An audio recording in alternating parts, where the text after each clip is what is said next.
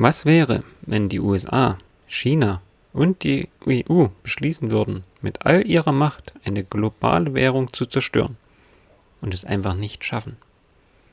Das klingt wie der Plot in einem schlechten Actionfilm, ist für Bitcoin aber die tägliche Realität. Der Grund dafür ist kein geheimes Abwehrsystem, sondern ein genialer und doch simpler Mechanismus, den Satoshi Nakamoto vor über 15 Jahren in den Code geschrieben hat. Ein Mechanismus, der sich etwa alle 2 Wochen von selbst justiert und Bitcoin damit praktisch unangreifbar macht. Heute schauen wir uns das Herzstück von Bitcoins Sicherheit genauer an. Wir erklären nicht nur, was dieser geniale Trick ist, sondern auch, wie er ein globales Wettrüsten um Hardware ausgelöst hat. Ein Wettrüsten, das eine digitale Festung geschaffen hat, deren Erstürmung teurer wäre als das Bruttoinlandsprodukt ganzer Staaten. Das ist die Geschichte von Bitcoins ultimativer Waffe, der Schwierigkeitsanpassung. Stell dir ein globales Kassenbuch vor, in dem jeder einzelne Transfer von Werten auf der Welt steht. Jeder kann es einsehen. Es ist komplett transparent. Die einzige Regel: Um einen neuen Eintrag hinzuzufügen, muss man die Mehrheit der Kontrolleure davon überzeugen, dass der eigene Eintrag stimmt. Dieses Mehrheitsprinzip sorgt für Ehrlichkeit. Aber was passiert, wenn ein einzelner, mächtiger Akteur, sei es ein Staat oder ein Tech-Riese wie Google, plötzlich mehr als die Hälfte der Kontrolle an sich reißt? Was, wenn jemand 51% der Macht hätte? In der Kryptowelt nennt man das eine 51%-Attacke. Die Folgen wären katastrophal. Ein Angreifer könnte Transaktionen zensieren, die ihm nicht gefallen. Er könnte bereits getätigte Zahlungen rückgängig machen, indem er seine eigene Version der Geschichte schreibt. Das nennt man Double Spending. Er könnte das Vertrauen in das gesamte System von innen heraus zerstören. Für die meisten digitalen Währungen ist das eine reale Bedrohung. Für Bitcoin ist es aber ein Szenario, das zwar theoretisch möglich, aber praktisch so gut wie ausgeschlossen ist. Und warum? Weil Satoshi Nakamoto die Spieltheorie verstanden hat. Er wusste, dass man ein dezentrales System nicht durch Verbote schützt, sondern indem man einen Angriff wirtschaftlich komplett irrational macht. Die erste Verteidigungslinie ist ein cleverer Kniff im Code: die Schwierigkeitsanpassung. Um zu verstehen, wie sie funktioniert, müssen wir kurz über das Mining sprechen. Miner sind die Kontrolleure des Netzwerks.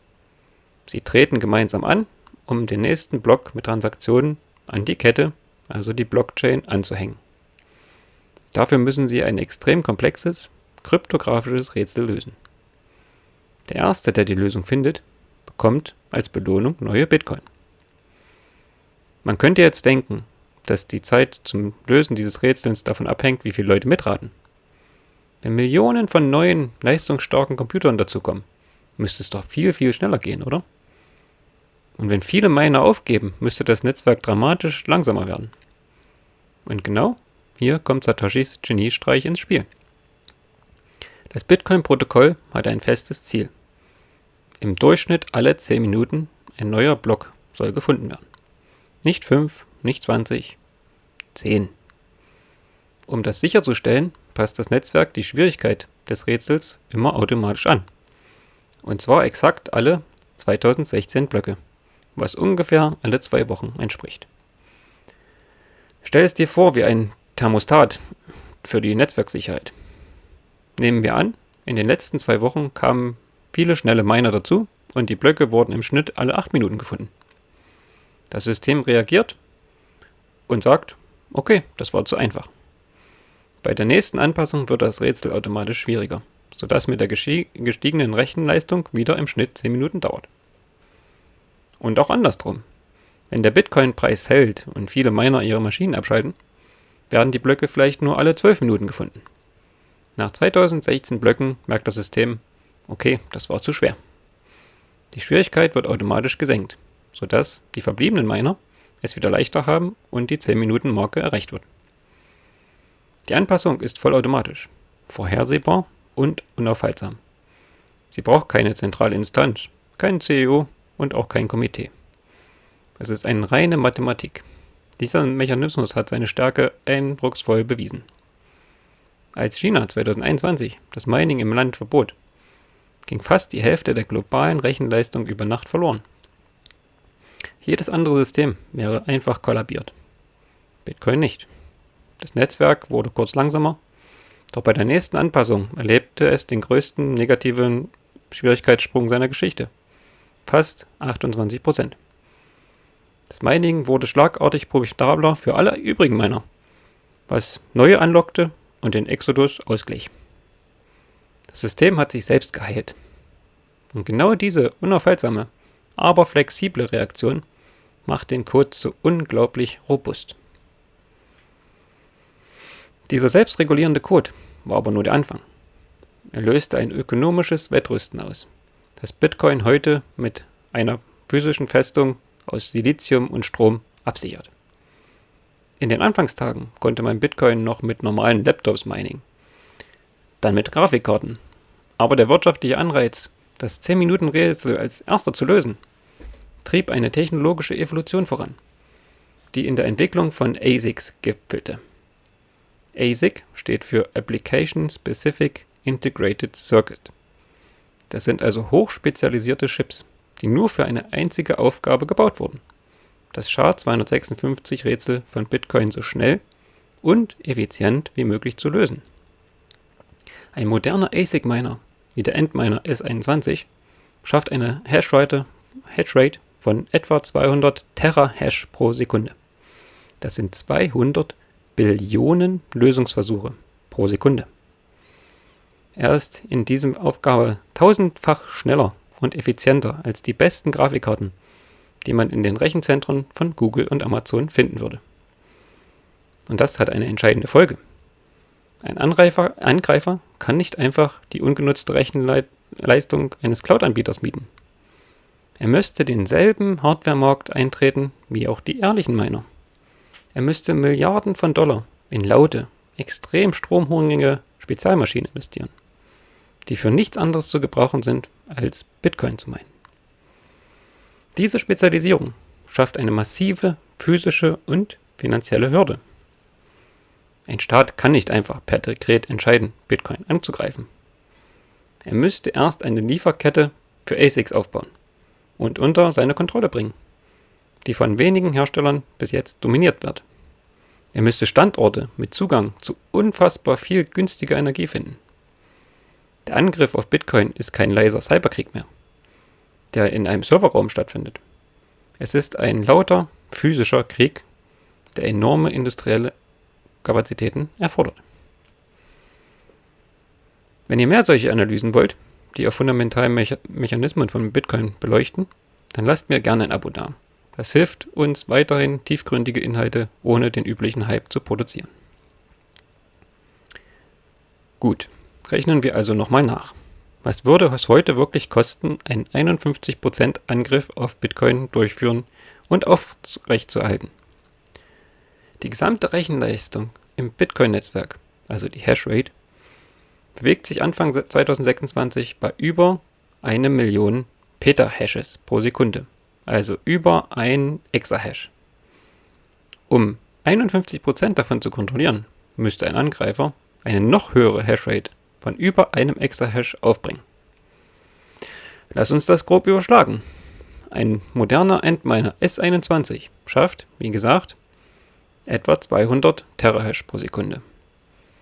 Um die nötige Hardware und Hashrate aufzubringen, bräuchte ein Angreifer also rund 5 Millionen dieser Geräte.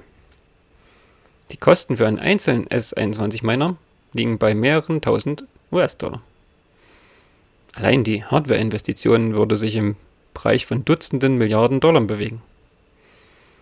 Und diese Maschinen brauchen Strom. Ein Antminer S21 verbraucht etwa 3500 Watt. 5 Millionen davon würden rund 17,5 Gigawatt an Leistung benötigen.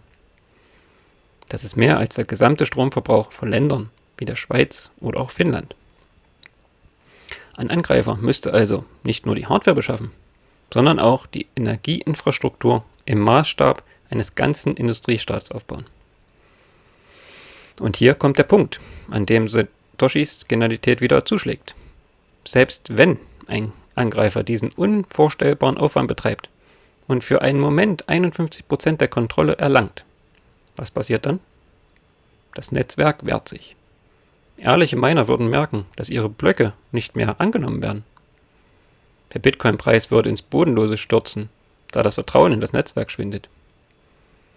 Der Angreifer, der gerade zweistellige Milliardensummen in nutzlose Hardware investiert hat, würde zusehen, wie der Wert der Coins, die er manipulieren will, gegen Null geht. Sein Angriff zerstört den Wert seiner eigenen Beute und seiner Investition.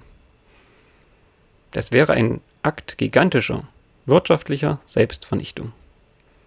Und sollte er seinen Angriff stoppen, würde die Schwierigkeitsanpassung dafür sorgen, dass sich das Netzwerk innerhalb von 2 Wochen wieder stabilisiert. Die Dezentralisierung der Miner ist ja ebenfalls entscheidend.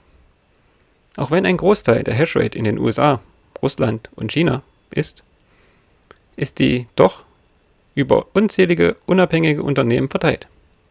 Ein Staat müsste sie alle gleichzeitig lahmlegen oder beschlagnahmen, was in einer globalisierten Welt praktisch komplett unmöglich ist. Bei einem Verbot, wie es in China geschehen ist, ziehen die Miner einfach um. Nach Texas, Paraguay oder Kirgisistan. Egal. Dorthin, wo der Strom günstig und die Politik freundlich ist. Bitcoins Sicherheit ist also keine undurchdringliche digitale Mauer. Sie ist viel subtiler und cleverer.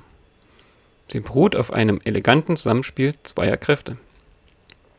Erstens, ein selbstregulierender Code, die Schwierigkeitsanpassung, die wie ein Immunsystem auf jede Veränderung im Netzwerk reagiert und das System immer wieder auf seine 10 Minuten Gleichgewicht bringt.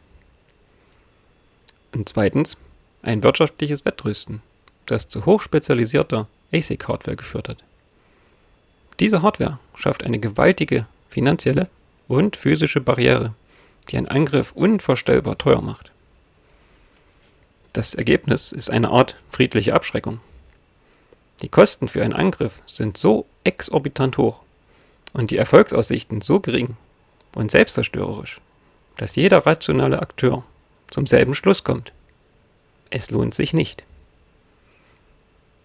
Und Satoshis genialer Trick war nur ein Stück Code.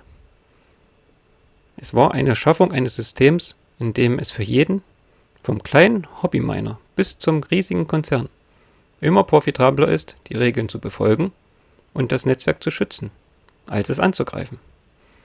Und genau diese spieltheoretische Meisterleistung macht Bitcoin Tag für Tag, Block für Block unzerstörbar. Wenn dir dieses Video gefallen hat, dann lass mir gerne ein Like da und abonniert den Kanal, damit er mehr Leuten vorgeschlagen werden kann, um auch deren Investitionsverhalten und auch langfristiges Denken zu verbessern. Und damit vielen Dank und bis zum nächsten Mal auf diesem Kanal.